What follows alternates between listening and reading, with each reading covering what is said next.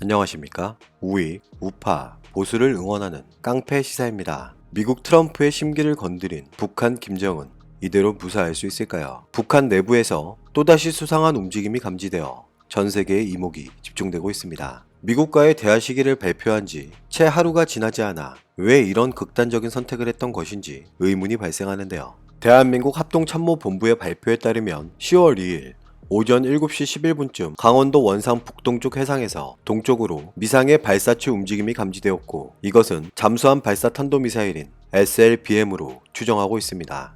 이번에 발사한 탄도미사일은 북극성 계열로 추정되며 최대 비행 고도는 910km, 거리는 약 450km로 탐지됐다고 밝히면서 전형적인 고각 발사로 확인됐으며, 진짜 문제는 지금부터 시작되는데요. 군사 전문가들은 북한이 이번에 발사한 미상의 발사체가 SLBM 잠수함 탄도미사일인 경우 미국 트럼프 대통령도 북핵 협상에서 무조건적인 우위를 차지할 수 없다고 주장하고 있습니다. 북한이 미국과의 북핵 실무 협상을 재개한다고 밝힌 지 하루 만에 발사한 이번 SLBM은 발사 이전에 쉽게 탐지가 어렵고 은밀히 이동이 가능하여 막을 수 있는 방법이 사실상 쉽지 않기 때문에 미국이 가장 두려워하는 북한의 전략 무기 중에 하나입니다. 북한이 미국에겐 대화를 하자며 유화적인 입장을 드러내면서도 대한민국에게는 강력한 도발을 감행하는 이중적인 행태를 보이고 있는 것인데요. 대한민국 합동참모본부는 이런 입장을 나타냅니다. 북한에서 오늘 발사한 미사일과 관련하여 추가적인 재원은 한미 정보 당국이 정밀 분석 중에 있으며, 우리 군은 추가 발사에 대비하여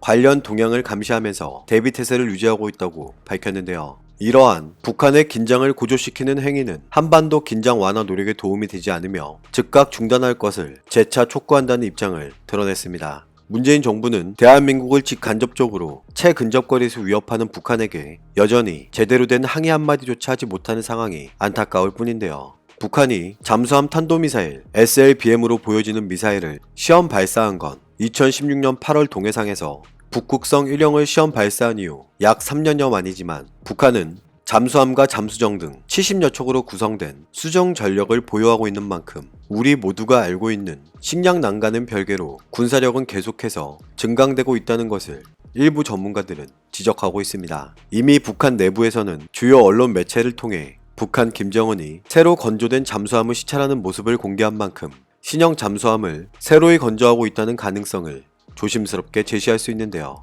핵탄도 장착 시 단 한 발만으로도 심각한 타격을 입힐 수 있는 이 미사일이 새롭게 건조 중인 신형 잠수함의 경우 최소 3발을 탑재할 수 있을 것이라고 대한민국과 미국은 분석하고 있기에, 시간이 지날수록 사실상 완성도만 높아지는 것은 불가피한 일일 수밖에 없습니다. 북한의 이번 미사일 발사로 인해 미국 트럼프 대통령의 입장도 곤란해질 수밖에 없는데요. 지금까지 북한의 단거리 미사일과 관련하여 어느 나라도 그 정도는 한다며 사실상 작은 것으로 치부하며 괜찮다는 입장을 고수했던 트럼프 대통령이지만, 북극성 계열의 미사일은 준중거리에 준하는 탄도미사일로 분류하고 있기에 미국 정부가 계속해서 북한 감싸기를 할 수 없는 만큼 트럼프 대통령의 향후 행동과 발언에 관련하여 우리는 관심을 가지고 지켜봐야 할 것입니다. 북한의 이번 미사일 도발은 2019년 들어서만 벌써 11번째로 문재인 정부가 주장하는 평화가 찾아오기는커녕 점점 더 불안해지는 형국이 아닐 수 없는데, 이번 사건으로 미루어 보아 어쩌면 북한은 처음부터 지금까지 군사력 증강의 목표를 버리지 않고 여전히 양면 전술을 사용하고 있다는 것을 또다시 확인할 수 있습니다.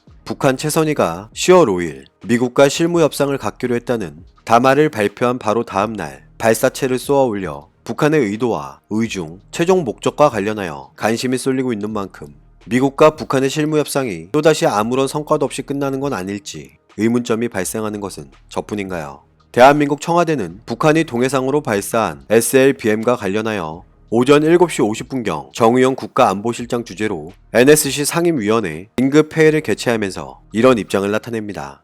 오늘 북한의 발사와 관련 SLBM을 시험했을 가능성에 무게를 두고 한미 정보 당국 간 긴밀한 공조를 통해 정밀 분석해 나가기로 했다면서, 상임위원들은 북한이 10월 5일 미북 협상 재개를 앞두고 이러한 미사일 시험 발사를 한 것과 관련하여 강한 우려를 표하고 북한의 의도와 배경에 대해 한미 간 긴밀히 협의하기로 했다고 밝혔는데요. 이번 미국 간 협상이 성공적으로 개최되어 한반도의 완전한 비핵화와 항구적 평화 구축을 위해 실질적인 진전이 이루어질 수 있도록 미국을 포함한 국제사회와 함께 외교적 노력을 기울여 나간다고 밝혔는데, 지금까지의 문재인 정부의 행동을 감안했을 때 과연 실효성 있는 대책이 나올 수 있을까요? 정경도 국방부 장관은 서울 용산구 국방부 청사에서 열린 국회 국방위원회 국정감사의 증인으로 출석해 북한의 SLBM 추정 발사와 관련하여 이런 입장을 나타냅니다. 10월 5일 개최될 미국과의 협상에서 최대한의 협상력을 끌어올리려는 의도가 있다고 밝혔는데요. 어제 국군의 날 행사에서 대한민국 군의 최신 전력을 선보였는데 북한은 우리의 전력 증강에 대한 계속된 비난이 있었다며 여러 가지를 고려해 오늘 새벽에 발사하지 않았겠냐는 입장을 드러냅니다. 해상 발사 가능성이 있기 때문에 SLBM일 가능성도 있으며 북극성 계열로 보고 현재 분석하고 있다면서 2016년, 2017년에 북극성 1, 2를 발사한 사례들이 있고 그와 유사한 계열로 보고 있으며 재원 특성이 비슷하다고 판단해 분석을 진행하고 있기에 유사한 재원 특성을 가지고 있지만 같은 것인지 아닌 것인지 하는 것은 더 분석해야 한다면서 신중한 태도를 보이고 있습니다. 여러분이 생각하실 때는 이번 북한의 SLBM 발사는 9.19 남북 군사합의 위반일까요? 아닐까요?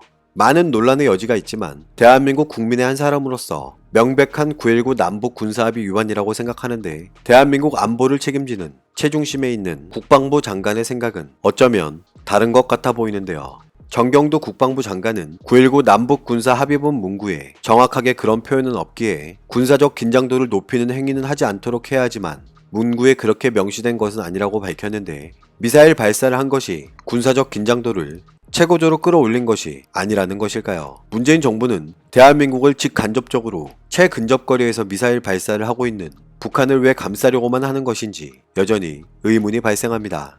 이번 북한의 SLBM 발사와 관련하여 일부 전문가들은 이런 입장을 나타냅니다. 10월 2일 북한의 미사일 발사는 10월 5일 이루어질 미국과의 대화에서 우위를 차지하기 위한 의도로 보이며 북한의 현재 체제 보장을 강조하면서 북한 내부적으로 군부 세력들의 동조를 막기 위한 사기진자, 내부 결속을 목적으로 두고 있다고 분석하고 있는데요. 북한이 지속적으로 내부 체제를 결속하고 군부의 사기를 돕기 위한 행동이라 할지라도 주변국들을 위협하는 이런 행위들은 어떤 말로도 용납되지 못하는 만큼 문재인 정부는 대변인, 중재자라는 말을 들으면서 계속해서 유화적인 입장만 드러내지 말고 강력한 항의를 해야 한다는 것은 저만의 생각이 아닐 것입니다.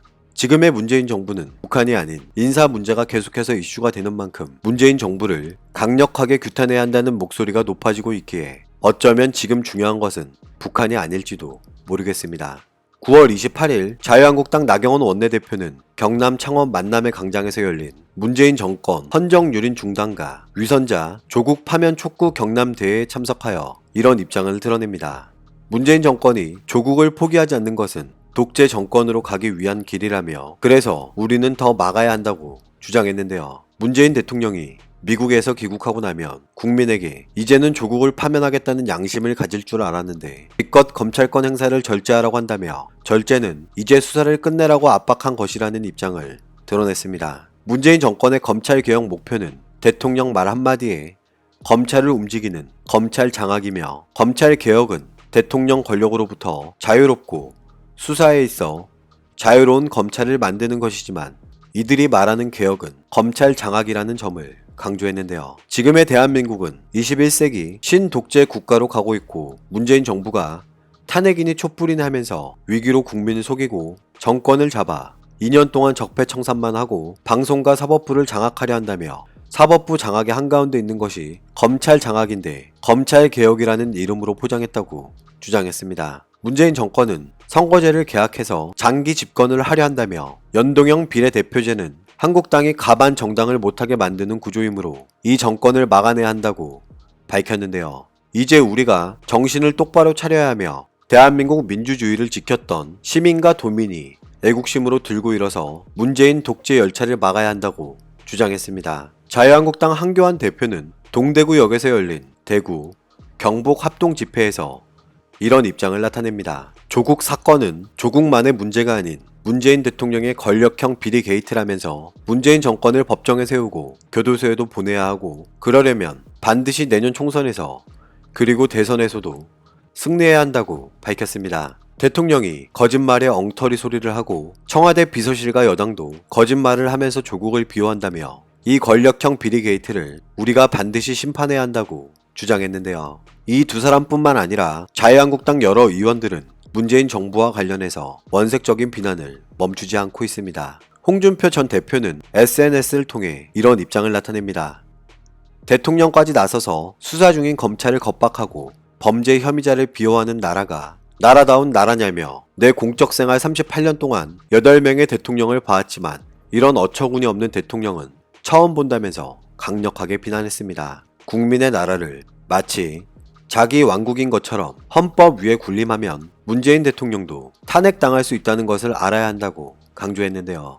북한에겐 강력한 항의 한마디조차 하지 못하며 눈치를 봐왔던 문재인 정부이지만 한 사람을 지키려는 대쪽 같은 모습은 무척이나 대비되는 모습을 보이면서 대한민국의 많은 사람들은 이런 문재인 정부를 의심하고 있습니다. 대한민국과 북한은 종전이 아닌 휴전 상황임을 우리는 잊지 말아야 합니다. 절대 자국민의 안보와 경제보다 중요한 것은 없습니다. 오늘도 우리는 우리가 누리고 있는 이 자유민주주의를 위해서 누구의 목소리를 응원해야 할지 선택은 여러분의 몫입니다. 감사합니다.